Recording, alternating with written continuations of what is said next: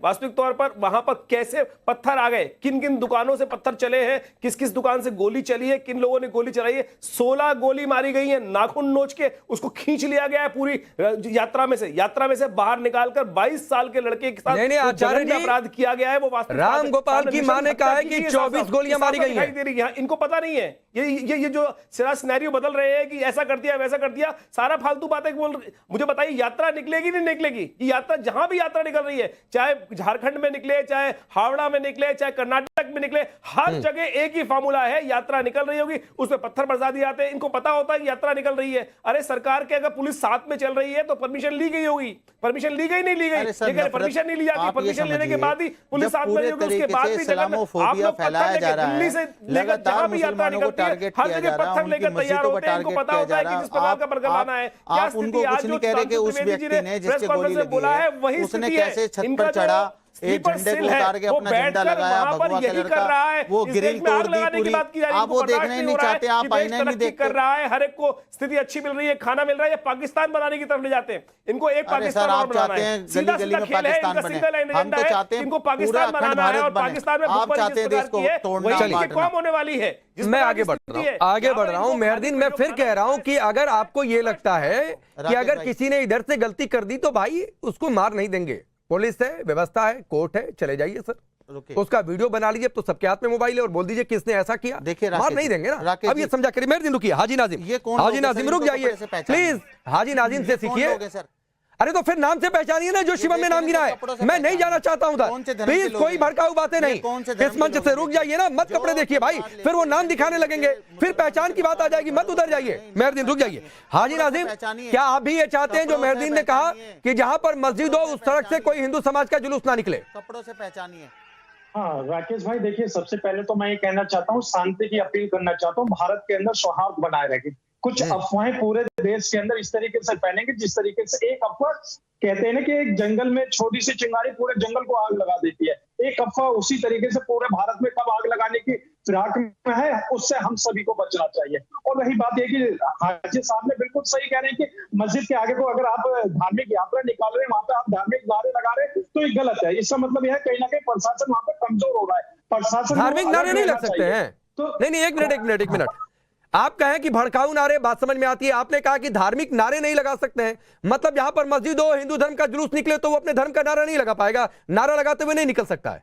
राकेश भाई सुन तो लीजिए, धार्मिक नारे लगाने के साथ खुलेआम तलवारें लहरा रहे और तो दीवार नहीं, आपने कहा धार्मिक नारे नहीं, आप कहिए कि भड़काऊ नहीं, एक मिनट सुनिए हाजी नाजिम, मेरे सामने शब्दों का चयन बहुत सोच समझ कर किया करिए। आप कहिए कि भड़काऊ बातें नहीं करें, मुझे समझ में आता है, मैं उसके साथ हूं, लेकिन आप कहेंगे धार्मिक नारे नहीं लगा सकते हैं तो भाई दुर्गा पूजा का जुलूस निकलेगा तो कोई दुर्गा माता की जय ही तो बोलेगा ना, और क्या करेगा? रामनवमी का जुलूस निकलेगा तो जय श्री राम बोलेगा। राकेश भाई नहीं, मैं पूछ रहा हूं आपसे, आपने कहा कि धार्मिक नारे नहीं लगा सकते हैं तो क्या करेगा फिर? धार्मिक जुलूस निकलेगा तो क्या करे आपके हिसाब से? लेकिन मस्जिद के सामने आके आप अभद्र भाषा में गंदी गंदी गालियां देंगे तो ये कहाँ है? मैं कहता हूँ कि उत्तर प्रदेश में योगी जी की सरकार है, निष्पक्ष जांच कराई जाए, जांच करने में पता चल जाएगा कौन दोषी है। ये बात ठीक है, चलती ये बात ठीक है आपकी। राकेश भाई, चलती बंदूक के दहाने पे हमको मालूम है, हम निशाने पे, हम लोग तो हमेशा निशाने पे रहते। तो नहीं, ये विक्टिम कार्ड नहीं। हाजी नाज़िम प्लीज, ना हिंदू टारगेट पर ना मुसलमान टारगेट पर ये बातें मत किया करिए सर। कोई हिंदू कभी नहीं कहता है बावजूद इसके कि उसकी जान चली गई कि हम टारगेट पर हैं, वहां से निकले इसलिए मार दिया। नहीं प्लीज, गलत को गलत कहिए, सही को सही कहिए। आपकी बातें ठीक है कि भड़काऊ बातें नहीं होनी चाहिए, आपकी बातें ठीक है कि वहां पर किसी को मरने मारने की बात नहीं होनी चाहिए, लेकिन आपकी बात हाजी नाज़िम गलत है कि वहां पर धार्मिक नारे भी नहीं लगा सकते हैं। ये हिंदुस्तान में नहीं होगा। जिस रास्ते पर अगर कल का आपका मुहर्रम का निकलेगा तो आप उससे संबंधित नारे लगाएंगे, उसमें कुछ गलत है क्या? लगाइए, बिल्कुल लगाइए। शुभम त्यागी, राकेश भाई हम कोई धार्मिक नारे नहीं लगाते क्योंकि देखिए, अरे अभी आपने कहा संविधान को मानने वाले, आपने अभी कहा कि धार्मिक नारे क्यों लगाते हैं, आपने अभी कहा था हाजी नाज़िम खान। शिवम त्यागी आप सुनना ही नहीं चाहते राकेश। शिवम त्यागी दो नहीं, मैं सुन, चलिए 20 सेकंड और बोल लीजिए, और 20 सेकंड बोल लीजिए। एक मिनट शिवम 20 सेकंड।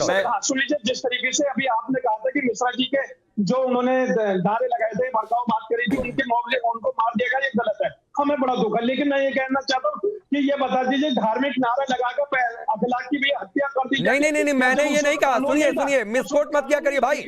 मैंने ये नहीं कहा कि रामगोपाल मिश्रा ने भड़काऊ बातें की कि नहीं की, मैं वहां पर नहीं था, तो मैंने ये जांच का विषय है। ये पुलिस देखेगी। मैंने सिर्फ ये कहा, जो मेहरदीन कह रहे थे कि भड़काऊ बातें हुई, तो मैंने सिर्फ ये पूछा तो मार देंगे क्या जान से किसी को? तो नहीं, आधी अधूरी बातें मत क्या करिए। शिवम त्यागी, रुक जाइए भाई। शिवम त्यागी, एक तो जो मेहरदीन रंगरेज ने कही, हाजी नाजिम ने कही कि जहां इनके धर्म से जुड़ी हुई चीजें हैं वहां से जुलूस मत निकालिए, फिर ये कह रहे हैं धार्मिक नारे भी नहीं। मैं तो ये पूछ रहा हूं कि इस समय और आपकी सरकार हिंदुत्ववादी सरकार, और उसमें हिंदू ही सुरक्षित नहीं। देखिए राकेश जी, सबसे पहले तो मैं एक चीज कहना चाहता हूं, जो भी इस पैनल पर मुस्लिम पक्ष से लोग बैठे हैं और वो कहते हैं कि मस्जिदों के सामने जो है इस तरह के प्रोसेशन नहीं निकलने चाहिए, मुस्लिम इलाके से इस तरह की यात्राएं नहीं निकलनी चाहिए, तो माफ कीजिए, हिंदुस्तान में 80% हिंदू हैं। अगर आपके लिए इस तरह का कायदे कानून बनने लग गए तो आप तो घर से नहीं निकल पाओगे, एक कदम बाहर नहीं रख पाओगे। ये किस तरह की भाषा है? हिंदुस्तान में हिंदुओं के भी जुलूस निकलते हैं और मुसलमानों के भी, हिंदुओं की भी यात्रा निकलती है, आपके भी जुलूस निकलते हैं। लेकिन मेरा फिर से सवाल यही है, आपके ऊपर क्यों पत्थरबाजी नहीं होती? मुझे यह बताइए, हिंदुस्तान में 100 करोड़ हिंदुओं के बीच में आज तक शबे बारात पर और ईद पर एक भी पत्थर क्यों नहीं पड़ा? वहां पर कोई इसका साफ वजह है कि नारे आप भी लगाते हैं, अजान आप भी पढ़ते हैं, नमाज आप भी पढ़ते हैं, सड़क आप भी घेरते हैं, लेकिन कभी भी हिंदू धर्म के लोग आपके ऊपर पत्थर नहीं बरसाते। क्यों? वजह साफ है, क्योंकि हम मानते हैं कि कोएक्सिस्टेंस में रहना सीख लो। अब आपको पता नहीं, रुकिए ना प्लीज, बीच में मत बोलिए। मेहरदीन सुन लीजिए, फिर आपके पास आ जाऊंगा। मेहरदीन सुन लीजिए, फिर आपके पास आ जाऊंगा। बोले ना, आप अपने समय पर बोले थे, आपने समय पर बोले थे, मैं अपने पर बोल रहा हूं, तो विषय साफ है। यहां पर इस बात की क्लैरिटी है कि जो कोई भी हिंदू त्योहार में, जब भी हिंदू, जो कि आपका कथित कोट अनकोट मुस्लिम इलाका, जो कि कोई मुस्लिम इलाका हिंदुस्तान में नहीं है, वहां से निकलते हैं या फिर आपके किसी भी धर्म के उसके सामने से, मस्जिद के सामने से निकलते हैं, तो आपको बुरा लग जाता है। क्यों बुरा लग रहा है भाई? अगर मैं जय श्री राम कह रहा हूं तो इसमें मेहरुद्दीन रंगदेव को चिढ़ने की जरूरत नहीं है। मैं इस देश में पिछले पता नहीं कितने 100 साल से आपकी अजान सुनता आ रहा हूं, मुझे कभी जलन चिड़न कुछ भी नहीं हुई और होनी भी नहीं चाहिए। टारगेट पर क्यों? लेकिन इस बीच डिबेट की शुरुआत करूं उससे पहले एक अपील कि अगर आप बहराइच में हैं, टाइम्स नाउ ऑफ भारत देख रहे हैं, राष्ट्रवाद देख रहे हैं, आप अपने घरों में रहिए। पुलिस आपके लिए सड़कों पर है, जो दोषी होंगे किसी भी हाल में बख्शे नहीं जाएंगे, ये यकीन रखिए पुलिस पर। चलिए फिलहाल आपका परिचय मैं आज के मेहमानों से करवाता हूं।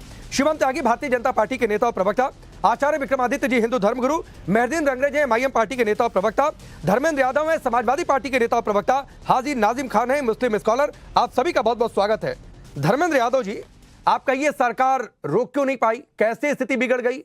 बेकाबू कैसे हालात हो गए? मुझे समझ में आता है, लेकिन अगर अखिलेश यादव ये कह दें कि राजनीतिक फायदे के लिए बीजेपी दंगे करवा रही है और ये कह दें कि सीधे बीजेपी ने ये सब करवाया है, तो सर सवाल ये उठता है कि ये उपचुनाव है, 27 का चुनाव है, सब कुछ दांव पर लगेगा इसके लिए। राकेश जी, भारतीय जनता पार्टी के अगर इतिहास और चरित्र को आप देखेंगे तो भारतीय जनता पार्टी के चरित्र में ही दंगा है।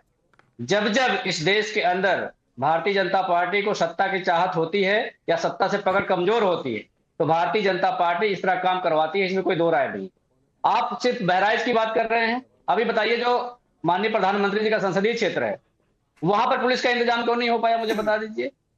वहां पे इमली में 480 बरस पुरानी परंपरा है कि रघुकुल जो है वो यदुकुल के कंधे पर होकर जाते हैं, रघुकुल और यदुकुल का मिलन उनके कंधे पर होता है, लेकिन भारतीय जनता पार्टी उन परंपराओं को भी तोड़ने के लिए आगे चली आती है। तो ये नहीं पता चल पाता कि भारतीय जनता पार्टी समाज में किस तरह का समाज बनाना चाहे।